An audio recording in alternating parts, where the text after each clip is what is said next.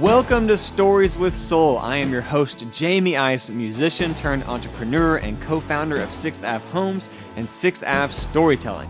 Over the past 10 years, I have launched multiple successful businesses and have become obsessed with all things entrepreneurship and marketing. I've been on a personal quest to unpack what it takes to make and grow a great brand. One thing that I've discovered is that stories are powerful and that storytelling has the power to set a brand apart. Join me as I dive into the stories of the heavy-hitting leaders, entrepreneurs, artists, and business owners in our community to hear their biggest wins, greatest losses, and their best business secrets. There's a story behind every great brand. Welcome to Stories with Soul. Stories with Soul is brought to you by my company, 6th Ave Storytelling. In 2020, we launched a marketing company on a mission to encourage entrepreneurship and make starting and growing a small business easier than ever before. Since then, we have helped hundreds of small businesses and entrepreneurs grow their brands by giving them the tools, resources, strategy, and support they need to craft and share their stories. If you are thinking about launching and growing your own brand, schedule a meetup with me today. I would love to talk to you. Head over to 6thAveStorytelling.com and let me show you how the storytelling approach can transform your marketing strategy. This episode is sponsored in part by Pre-Kindle, the platform designed to empower event creators to develop the best experiences possible for their communities. Did you know that Pre-Kindle was actually founded in DFW and is still headquarters in Dallas? Well, now you do. We love local businesses, and Pre-Kindle is one of the best. With a best-in-class platform of features, no long-term contracts, low service fees, responsive mobile-friendly event pages, and friendly and attentive support, Pre-Kindle is my personal favorite ticketing and marketing platform for any event. Anytime I'm planning something with my band, Green River Ordinance, Pre-Kindle is our go-to platform to use. With an impressive roster of event creators, venues, and entertainment destinations across the nation, Pre-Kindle is hands down the best. In DFW alone, they've partnered with incredible spaces like the Granada Theater, Panther Island Pavilion, the Kessler, Will Rogers Coliseum, the Fort Worth Modern, Tulips, Grizzly Theater, and more. If you have been to an event or venue in DFW, I promise you have likely been using Pre-Kindle and you didn't even know it. Beyond ticketing, Pre-Kindle also helps automatically promote your event. With over 500,000 subscribers in North Texas and partnerships with event discovery sites like Bands in Town, Spotify, Google, they're set up to also help you spread the word. So go to prekindle.com, that's PREKINDLE.com, and click Get Started to begin using the platform. They are on a mission to bring your event to life. Howdy guys, welcome. This is a very special episode. We are actually live from Aspen, Colorado at Jazz Fest.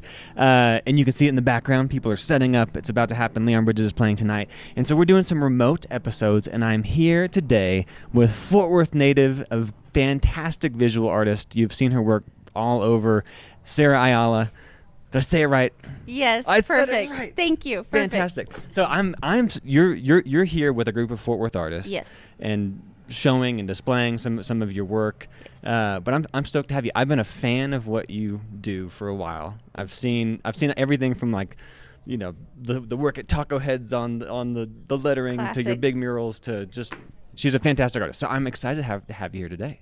Thank you. So can you tell us more about just what you're doing and what this is and why you're here? So lucky to be here with Sundance Square. They had a booth here. They invited about 5 or 6 other artists, and we're all displaying our work and kind of showing Aspen what Fort Worth has to offer in terms of art, culture, and just artists.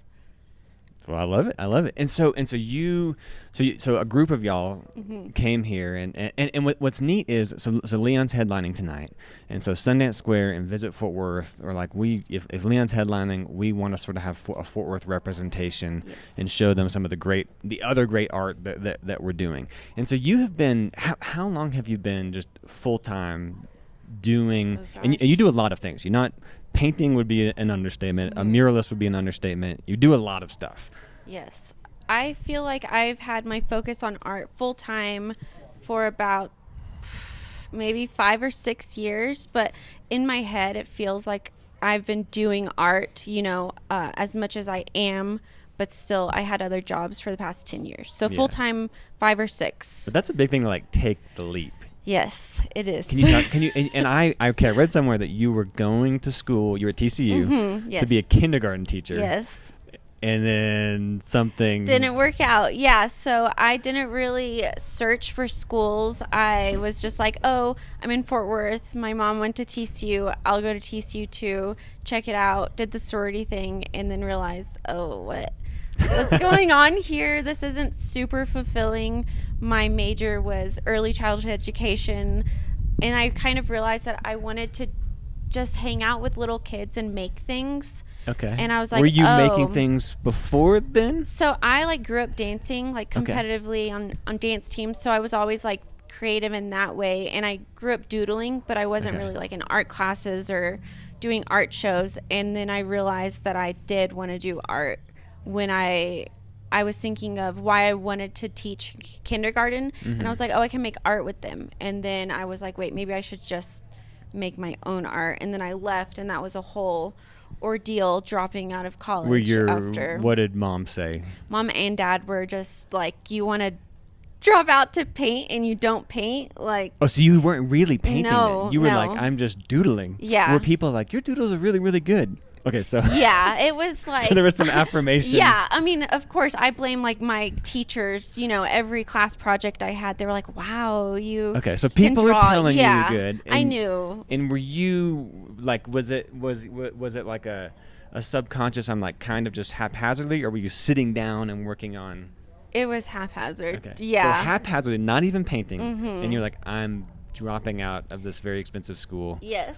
Very expensive school. Yeah, so my parents were very confused. Everyone was confused. No one, I mean, I was also confused. Yeah, exactly. Did you just, was there a moment you just knew that wasn't right? Yeah. Well, I don't know. It was a lot of moments. It was just, in high school, I was just so obsessed with my grades and with AP classes, and I didn't give myself a break before college. And so I went in, that first semester was like 18 hours, which like I shouldn't have done. I just burned myself out, you know, and I still burn myself out time to time. And now I look back and see like, oh, I didn't know what burnout was yet, you know, and I could have maybe saved myself from dropping out. But at this point, I think that was the good. It was the right decision. Yeah. I mean, you took this crazy leap. Yeah. And what'd you do in the interim? Like, did you start? Gosh, did you go? Did you get? Were you ever formally trained? Like, No. I don't think so. I mean, like, I had art classes. I did go back to TCC for like a little bit. I tried to take an art class. I dropped out of that too, just because I couldn't. The assignments, you know, like I just didn't like assignments at that point in my life. But I've like grabbed books and YouTube classes, and then I had a mentor for like lettering and pinstriping and everything. So that was, I feel like that's kind of formal education that you know, unless you're in LA at a trade school, it's really hard to get. So did you start experimenting then? Were you like waking up every day and drawing? Or no, there was like, I was just really nervous because I didn't know what I was doing. I didn't know how to do this. I hadn't done art before. So there was like a lull where I just like kind of was a bum and like didn't do much besides like hang out with friends and party. And then finally I was just like, okay, but I feel like I should have done that before I went to college anyways. Yeah, you know, that was my break. I needed that break. Because you were straight A's. Yeah, I needed that break. And so what was that transition like? Was there a point where like, okay, it's serious, it's go time? No. No, it was very, I mean, I didn't have it together. I had to like ease into it. And so during that time I was working at bakeries being a cake decorator because I had always baked, and that was like the only thing I knew how to do. Okay. And I have it on my question list to ask you about your cakes because you do these. Yes. We're going to come back to cakes. The fake cakes, yes, not the real cakes. A lot of people think that those are real. They're fake. But I was working in bakeries. You do these like art cakes. Yes. Now I'm like molding the 2 jobs that I've ever had. Yeah. But I was like working in bakeries, and then I like messed up my hand. I was like getting carpal tunnel from like working the pastry bags. And then, but I was like doing art on the side. And that was back when there was like no art collectives in Fort Worth, like 2011, 2012. And there used to be an art collective. Fort Worth was not this young, up-and-coming art. No. This episode of Stories with Soul is sponsored in part by Project 202, the leader in experience-driven software strategy, design, and development. Whether you're looking to build a new software solution, redesign your mobile app, or kick off a digital transformation initiative, Project 202's customized approach creates solutions that work for your customers. Customer experience drives engagement, and cultivating that experience requires a ton of attention and time. Project 202 is local and has 18 years of design leadership. This team is an expert in using customer-centric methods to build compelling, data-driven customer experiences. Wherever you're at in your business journey, the diverse team at Project 202 will guide you from idea to execution. Go to project202.com. That's projekt202.com and click Contact to begin winning the hearts of your customers and exceeding your business goals today. This episode of Stories with Soul is brought to you by TCU Neely Institute for Entrepreneurship and Innovation. They're ranked as one of the top entrepreneurship programs in the country, and they live by the Neely promise to unleash human potential with leadership at the core and innovation in our spirit. The Institute has recently launched the Horned Frog Investment Network, which leverages the expertise and experience of entrepreneurs, business leaders, and investment professionals. They source, evaluate, and invest in the next generation of innovators. Crazy cool. And as an entrepreneur myself, I know the importance of finding great help. It can truly make or break your business. Luckily, as Fort Worth entrepreneurs, we have access to some of the top up-and-coming minds in the nation. If you're a business looking for talented students and interns, visit the Neely School of Business website to learn more about the Entrepreneurial Intern Scholars Program. They're actively looking for placements for their incredible students. They're doing amazing things, and it's exciting to see the next generation of entrepreneurs grow and flourish right here in our city. It was, or at least like I didn't know how to access that, you know. There was Art Hunger. It was a collective called Art Hunger, and that was led by the manager, Mike Mofat from Azel Art Supply. Okay. And so I was like introduced just from buying art supplies. And then I started to get into those art shows through Art Hunger and just showing my art. And like now I'll look back at the art that I was showing then, and I was like, oh gosh, like I had no vision. I was just trying to make art for the sake of making art, and then it kind of honed it in. You know. When did you sort of find your niche? Which I know is still evolving. You've had a lot of niches. Exactly. So I've always loved reading, obviously. And so I started to really get into like Eastern philosophy, Eastern religion, and that kind of brought me to mandalas, the circular designs, ornamental designs that I love to do. It's like in sort of Eastern Indian art. Yes, it's like in Tibetan Buddhism, Hinduism. It's very elaborate and ornate, all these lines. Yes. And so I started to connect like my actual interest and passion, which was like started to go into meditation and yoga. I went to yoga school. And then that's when I realized how to meet art with things that I liked. Because before I was like, I didn't know what I was making, you know, and then that was kind of.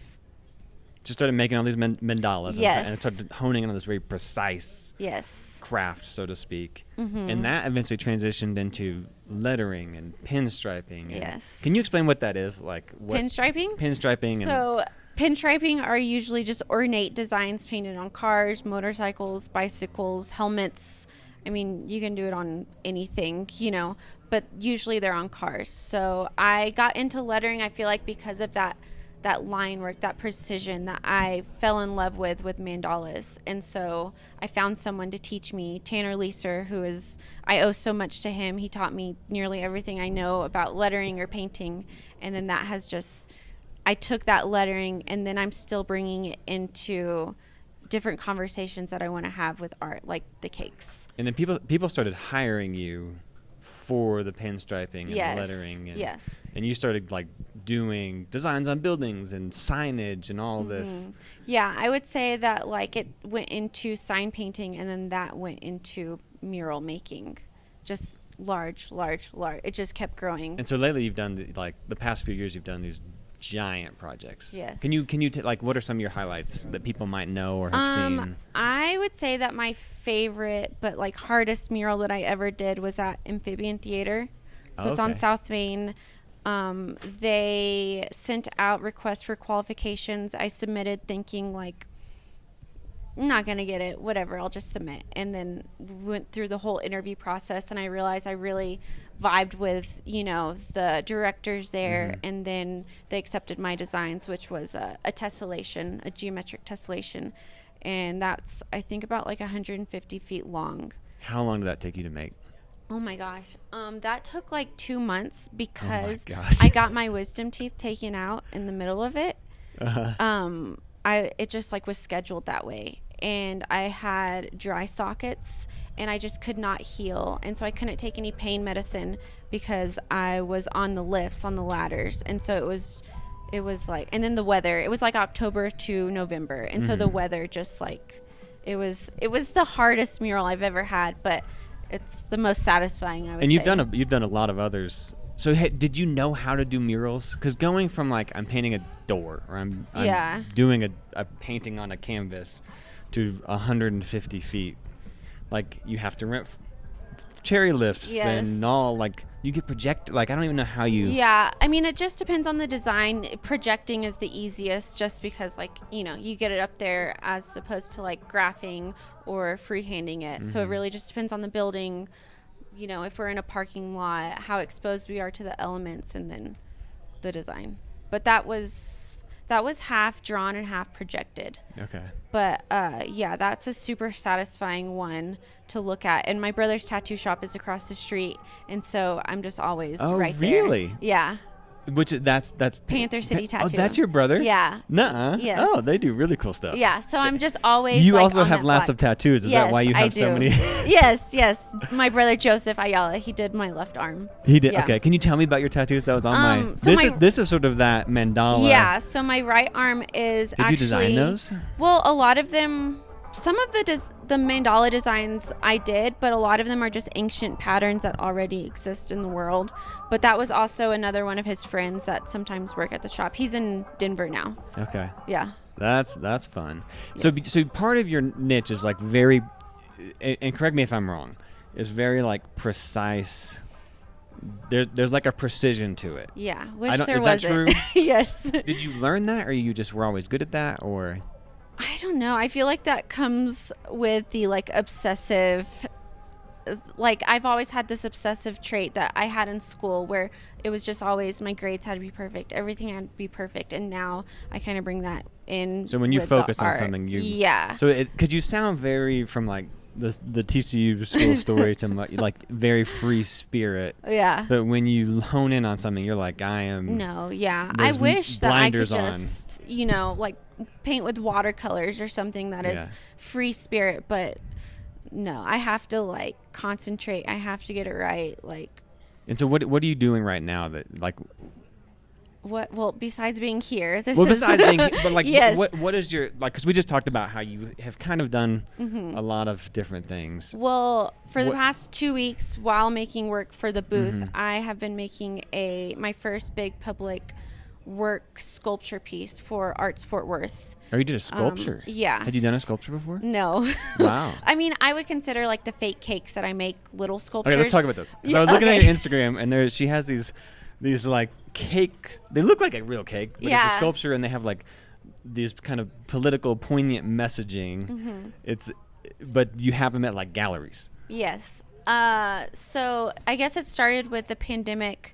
I just wanted to make a fake cake because like I still make cakes for people. Like all of my family's birthdays, I'll make a cake, and they're super elaborate. Visual artist and cake baker. Yes. And like it's that obsessive, I like go all out on these cakes, and then I decided like maybe I could make a fake one. I started to see ways that I could make a fake one. And then the pandemic hit. We got the economic relief checks, which were just like, I forget how much the first one was. It was like, this episode is sponsored by the Fort Worth Business Press. As a Fort Worth entrepreneur and small business owner, the Business Press is my favorite source for news and updates about the entrepreneurial community in and around Fort Worth. I read their email newsletter literally every day. It's always full of insights and stories that really matter. Are you ready to be more connected? Sign up for their free newsletter at fortworthbusinesspress.com. But If you're like me and the newsletter just isn't enough, you can become an insider. With the code STORYTELLING10, all one word, you'll get a discount on the Insider membership. Insiders receive exclusive access to special content, 24 issues of the Business Press delivered to your door each year, and discounts on event registrations and more. Join me and the Fort Worth Business Press in staying up to date on the people, companies, and issues that matter most to Fort Worth. This episode is brought to you by my good friends at Visit Fort Worth. Visit Fort Worth is the official destination marketing organization of the 13th largest city, and I would say the greatest city, in the United States, dedicated to promoting Fort Worth as a premier business and leisure destination with thriving centers of creativity, culture, and commerce. Visit Fort Worth is the parent organization of the Fort Worth Herd, the Fort Worth Film Commission, Fort Worth Sports Commission, Visita Fort Worth, and Music Initiative Here Fort Worth. They are doing a lot of amazing things. For more information on Visit Fort Worth, head over to visitfortworth.com and follow them on social at Visit Fort Worth. Are you a small business owner or an entrepreneur? Do you do marketing for a small business? If so, I have something that I want to give you, and it's totally for free. We've put together a free resource at 6appstorytelling.com/download, and it's the secrets, it's the tips, it's the tricks, it's the tools of the trade. It's literally everything we do at 6app Storytelling to help small businesses grow. Go download it today at 6appstorytelling.com/download. 1,400 or something like that. And yeah, that sounds right. It's, so many people lost their jobs that $1,400. It was just like, okay, like what's that going to do for people with families? And so also I've loved history. And so the misquote, it's not an actual quote from Marie Antoinette, but it's let them eat cake. And so I switched the cake with $1,400 as in like, it's kind of like, let's just appease them. Yeah. Let's put a Band-Aid on it. Yes. And it's just like showed that disconnect between like leadership and like people that are actually struggling. That's during, interesting. Yeah. Like a revolution or a pandemic.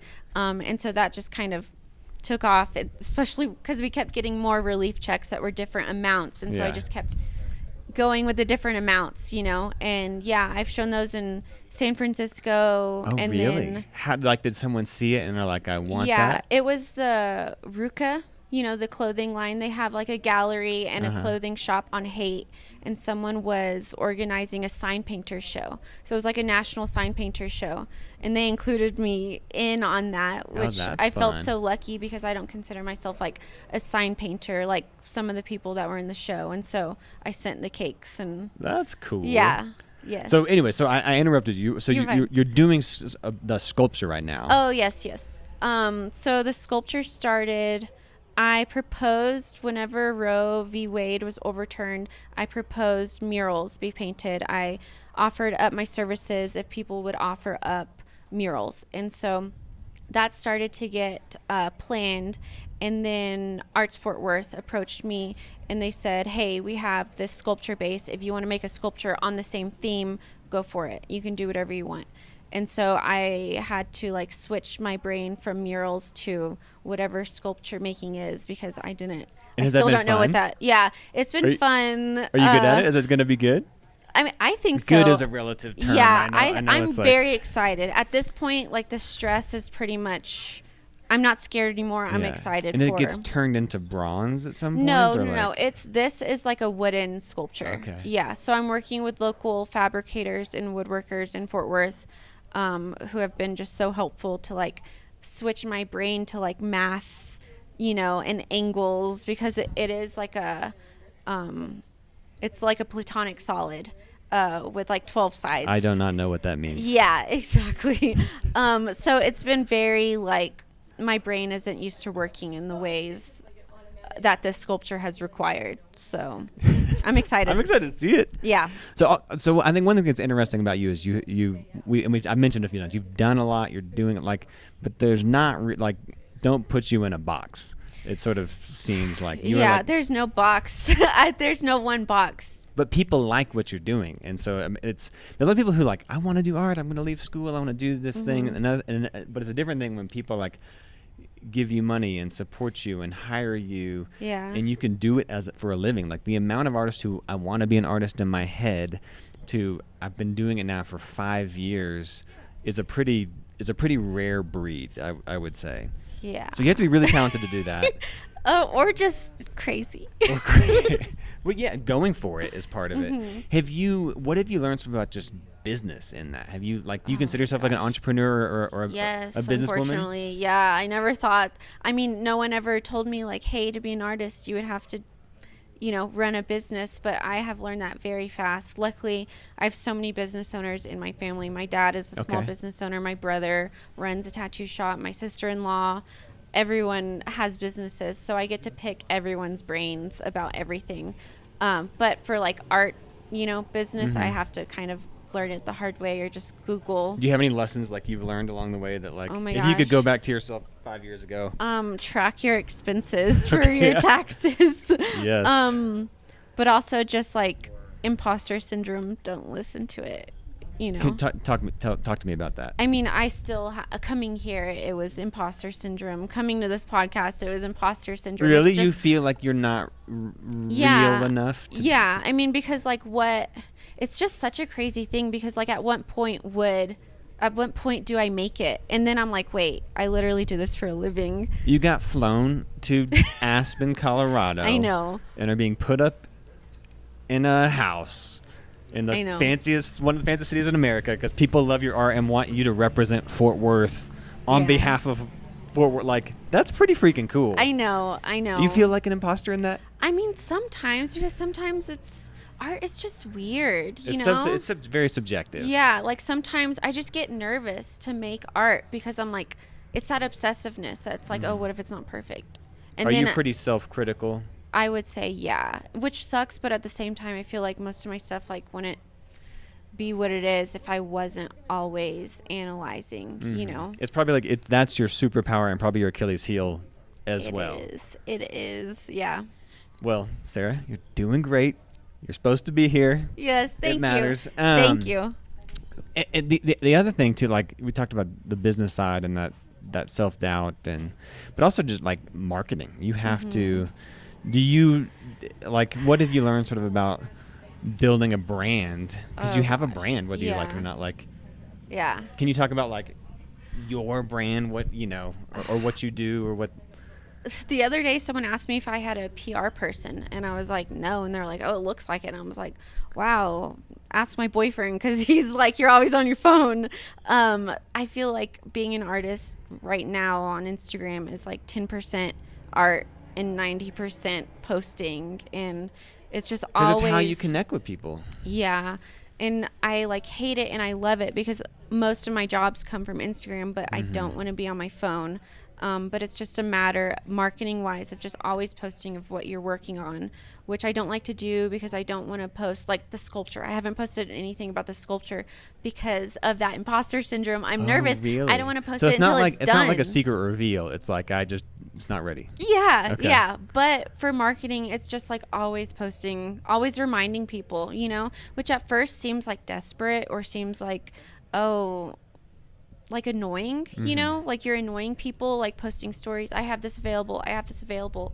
But like not everyone watches your stories. So you do have to keep reposting the same things all the time because like you never know when someone's going to watch it that actually wants to buy something or hire you. And the people who are following you because they love your stuff. Hopefully. They like it. Yeah. And so there's also this element of like, sometimes am I being self-promoted? But like, people who they love it. That's what they're there for. That's what they're there for, and it's the way you kind of like invite them into your story and what you're doing and all those things. Exactly. Can you talk a little bit about just Fort Worth and being an artist in Fort Worth? Like, what's that like? I mean, I know I'm like biased, but Fort Worth is supporting me. Like I wouldn't have my life without Fort Worth and. People like Sundance Square and the people behind Sundance Square that send artists. It's not just me here. There's several other artists. But there's a lot of young, up-and-coming visual artists in Fort Worth now. Yes. And you went to Heights. I went to Pasco. We were Fort Worth neighbors. Heights. We were like rivals. Sort of. But when we were kids or college, like Fort Worth was not a young artist city. No. And I kind of think it has become that in a lot of ways. Yeah. Do you... Do you agree with that? Like, Yeah, I mean, I feel like most things to do on the weekend or at night, it's always an art show or some gallery show or something art related. And I think that's thanks to a bunch of art collectives now. And I feel like most of those events, the collectives are organized by women artists or female identifying artists. And I mean, I don't think that's a coincidence that like there's a big boom, you know, while it's kind of mostly women in the arts in Fort Worth right now. Yeah. Yeah. That's interesting. Yeah. And is there camaraderie there? Like, I think so, you know, but as an observer, it seems that way. Like, I'm not in that visual. Yeah. But it seems like there's this kind of neat camaraderie happening of people sort of highlighting each other and collaborating. And I feel like it is very much like people pulling each other up as they're climbing the ladder kind of situation. A lot of people relying on each other, getting tips from each other, especially when it comes to pricing, because you want to keep the market level. You know, you don't want someone messing up the market, especially when it comes to murals, undervaluing because, it. Everyone wants the cheapest, or most people want the cheapest, you know, option. And so I think a lot of those conversations between artists need to happen. I think they are happening. Yeah. Especially thanks to places like Sundance Square that all these artists are working together to create the booth. So and they've really highlighted. They've said we want to highlight local, which is neat. Yes. Which is why they're like we're going to bring an artist here. Visit Fort Worth and Sundance Square doing that is really cool. Do you have a piece that you are like particularly proud of, like, or a mural or a piece of work where you're just like, yes, I nailed that. Yeah. Well. Or I feel just proud of it. I love. Yeah. Not so much I nailed that, but I kind of did nail it. I got invited to a female sign painter show in Portland, Oregon in 2020, and just being invited to show with all these, it was an international show of sign painters. So most of them were from the UK or from Australia and then America. And so just being invited was crazy. And what was the theme? It was like the anniversary of women's suffrage, so women's right to vote. And I created a piece for my grandmother who had come from Guanajuato, Mexico in like 1919, 1920, around that same time. So I kind of wanted to honor her. And I printed a photo out, painted, gold leafed some lettering, and then I got to show it in Portland.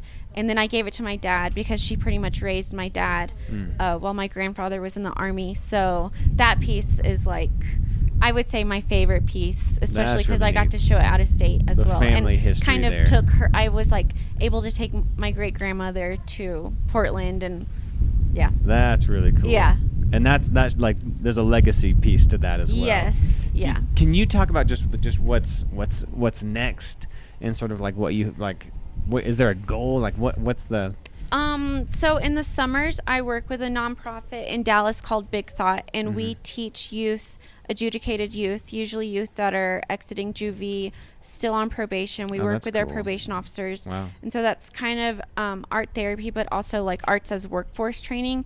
Yeah. And a lot of those youth aren't exposed to art museums, aren't exposed to creativity at all. So I only get to do that in the summer, but hopefully I would like to start going into institutions, whether juvenile or adult institutions, and, you know. Teaching. Yeah. Kind of going back to like. I know. It's the so, best of both worlds. Yeah. Yeah. Wow, that's really neat. So I did end up teaching after all. Well, that's awesome. Yes. That's very cool.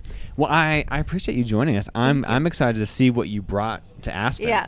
And so if you're listening to this, you can hear the cars driving by. They're literally setting up the festival. I think we heard St. Paul and the Broken Bones was sound checking a little bit during our conversation. But I'm super excited to see your work, and you're making Fort Worth proud. Like, and also I just think it's such a cool testimony to. I interview lots of different types of entrepreneurs. I'm putting you in that category. And some just like have a plan, have a mission. It's been written down on a piece of paper for 10 years. And other people like you, like, just have a calling in their heart and they've listened to it. And they might not have like everything exactly planned out, but when you're talented and when you're good and when you chase that and take those risks and bet on yourself, like, neat things happen. So I think you're a testament to like follow your heart, do what you love. Thank you. So thank you for being here. Thank you so much. All right. Thanks, guys. Congratulations, you made it all the way to the end. Thank you so much for listening to this week's episode of Stories with Soul. If you enjoyed the interview and like what you heard, please help us out and share, subscribe, and like anywhere you listen to podcasts. When you share and subscribe, it is insanely helpful and allows us to keep producing new episodes. You can always join us directly in the studio by watching the video version on our website, 6thAveStorytelling.com. Stories with Soul is brought to you by 6th Ave Storytelling, an organic marketing company building standout brands on the foundation of story. You're obsessed with your business, and we want to make the world obsessed with it too. Thanks for listening.